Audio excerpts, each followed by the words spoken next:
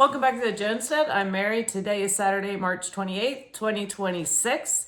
And 5 more have pled guilty in the Minnesota Feeding Our Future fraud scheme. U.S. Attorney Daniel Rosen announced on Friday, March 20th, 2026, so this was a week ago, that this now brings them to 63 convictions in this extensive fraud. All five of those that were that pled guilty purported to run food program sites in Minnesota. The group worked together to steal, then launder $14.6 million in federal child nutrition program money that was meant to feed hungry children during COVID-19. And the 5 that pled guilty were identified as Yusuf Mohammed, Aisha Hassan Hussein, Sarah Sharif Osman, Shakur Abdinur, and Shakur Abdinur Abisalam, and Faduma Muhammad Yusuf. So you have, these are family members, some of them related to each other, obviously. And I'm going to go through and read specifically what they pled guilty to, because the extent of it, the amount of money involved, and the complete and utter lack of oversight that this was going on is something I think we all need to be informed about. And thankfully, there's been some accountability being had here. But you might have to know I'm sure there's more of this that's gone on, not just in Minnesota, but Minnesota has had some serious issues. Anyway, in the statement, it said Ikram Yusuf Mohammed, 42, was leader of the Feeding Our Future fraud scheme through her role as a consultant to Feeding Our Future. Mohammed opened several food sites that were enrolled in and received over $6.9 million in federal child nutrition program funds under the sponsorship of Feeding Our Future. To conceal her involvement, she put the sites and entities in the name of family members, including her husband, mother, and siblings. Mohammed, so I guess they were all family. Anyway, Mohammed also created a food distribution company with her brother called Star Distribution LLC, which went on to create fraudulent invoices for the family-controlled sites that indicated it had sold inflated volumes of food to the sites that had been in fact purchased or delivered. At Mohammed's advice, other program sites sponsored by Feeding Our Future used Star Distribution, causing it to receive $1.4 million for fraudulent invoices. Star Distribution also received $4.9 million directly from Feeding Our Future for the meals allegedly served to the family-controlled sites. Additionally, Mohammed solicited and received over $1.3 million in kickbacks from individuals. Shakur Abdinur Abdisalam, who is 46, which is Ikram Mohammed's husband, participated in the scheme to defraud federal child nutrition program with his wife and other family conspirators through a company called, wait till you hear this, Inspiring Youth and Outreach LLC. Inspiring Youth purported to run a food site in Minneapolis between February and November 2021. The company fraudulently claimed to have served more than 1 million meals. He and his conspirators also supported their program reimbursement claims with phony attendance rosters purporting to document the children they fed. These rosters listed made-up children with fake ages. Based on these fraudulent claims, Inspiring Youth received more than $1.5 million in federal child nutrition program funds. As part of the scheme, Abdisalam also paid a $21,000 kickback to his wife's entity, I Am Consultation. Abdisalam pleaded guilty to 1 count of wire fraud. Let's see here. And the other, I'm reading these because it's astounding when you dig in and see how extensive this was. Asha Hassan Hussein, 29, Ikram Mohammed's sister, participated in the Feeding Our Future fraud scheme as the principal of the United Youth of MPLS LLC, otherwise known as United Youth. Hussein enrolled her company in the Federal Child Nutrition Program under the sponsorship of Feeding Our Future and purported to operate 2 sites in Minneapolis. From December 2020 to November 2021, Hussein and her co-conspirators falsely claimed to have served more than 1.3 million meals to children at the United Youth sites, totaling approximately 2.2 million in fraudulent federal child nutrition program funds. And I think all the work they put in was paperwork. Hussein also paid a $166,000 kickback to her sister's company, IM Consultation.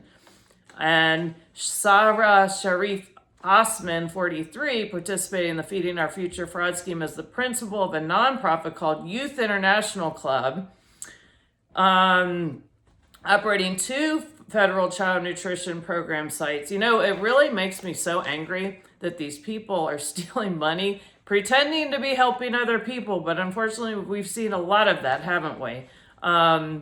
Anyway, I digress. The Youth International food sites were in Hopkins and Edina and purported to serve meals out of the community rooms in townhome complexes. Claimed to have served nearly 700,000 meals and received more than $1.4 million in federal child nutrition program funds. And let's see here. And then that one got $7,500 in kickback to Ikram Mohammed Consultation. And then the 5th one, Faduma Mohammed Yusuf, 59, Ikram Mohammed's mother, participated in the scheme through Active Minds Youth LLC, another brilliant name. Another company that enrolled in the federal child nutrition program under the sponsorship of Feeding Our Future. Active Minds purported to operate a food site located on East Lake Street in Minneapolis between February and June 2021. They were active minds, that's for sure. Fraudulently claimed to have served more than 500,000 meals and received more than $1 million in federal child nutrition program funds. As part of the scheme, Yusuf also paid a $38,500 kickback to her daughter's company. So eventually there was a prosecutor that actually started identifying and realizing, well, these meals are not being prepared, they're not being served. There was a lot of, pretty much anyone that was speaking up was being bullied by the administration and told to sit down and be quiet and don't say a peep about it. And so in my mind, they're complicit in this whole operation. And then if you remember, this is in addition to Minnesota, because they were saying that if anyone that criticized or wanted to do any kind of investigating or have them verify what they're doing, that they were being hostile to their heritage or something like that. Anyway, and then this is in addition to Minnesota's Medicaid and housing programs fraud, which the prosecutors estimate that at least half of the $18 million that has been spent on these programs may have been lost. I think it was since 2018. Some think all of it was fraudulent. And then you might ask, well, how is this even happening? Aren't there accountants and, you have audits of the states? And well, if they're all in on it, and you also say, well, isn't there a state treasurer that's elected and that's a constitutional position? Well, guess what? Minnesota does not have a state treasurer it was a constitutional officer in Minnesota's executive branch until its abolition in 2003. And then those responsibilities were transferred to the Commissioner of Minnesota Management and Budget, and this is an appointed position. So they don't have to be accountable to the voters or the citizens. Their just accountability is to the bureaucracy and the government. And Erin Campbell is the current one in this position. She was appointed in 2023. Her background is government. So there you have it. But then again, so you end up with this level of bureaucracy. And if you look, though, the business management and Minnesota Management and Budget, it says, we are stewards of the state's financial and human resources, delivering effective services for the people of Minnesota. Well, there you have it. So anyway, so that would explain a little bit of how is it that you're not having anyone being held accountable. But then again, the governor isn't being held accountable by the people that supposedly elected him to be in his office. So there does seem the positive in this is there have been convictions and quite a number of them. And remember, this overall fraud scheme is 200 with the whole feeding our children is $250 million so far fraud scheme. But it's nice to see that the justice system is actually working, because we're seeing a lot of areas where there's just been a whole lot of nothing, a lot of talk and no action. And then on Wednesday, Vice President Vance announced that the Trump administration will be halting some of the Medicaid funding in Minnesota over the fraud concerns in that state. And on Friday, held the first meeting of a new anti-fraud task force. So, these one meeting after another, one hearing after another. At least it's getting the focus on it, and so hopefully we'll see more and more people being held accountable and being charged with these crimes, and also there won't be that stigma of the fear that there's going to be retribution if you call out the fraud.